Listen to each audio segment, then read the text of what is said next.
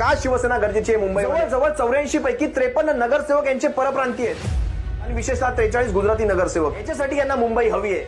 आपल्यामध्ये फूट पाडायची आणि आपल्याला ते बीज काय म्हणतात, ती दुहीची बीज आपल्यामध्ये अशीच टाकली ना, आपण असेच विभागले जातो.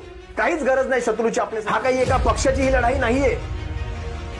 आज आपण लढतोय ह्यांच्या हुकुमशाही विरोधात. ही तहाची परिस्थिती आहे, ही युद्धाची परिस्थिती नाही. सरकारांच्या पुढे शहाणपणा चालत नाही. यांनी शिकवावं मुंबईतील मराठी माणूस कुणी बाहेर नेला. मराठी माणसाचं देणं घेणं कुणाला लागलेलं नाही. मिनिटांचा गेला, एकाने आवाज काढला नाही. लाख कोटींचा प्रकल्प महाराष्ट्राच्या बाहेर जातो, एकाने आवाज काढला नाही. कित्येक प्रकल्प गेले, NSG गेलं, NMG गेलं, हिरे व्यापार गेलं, तुमचं JNPT जात आहे.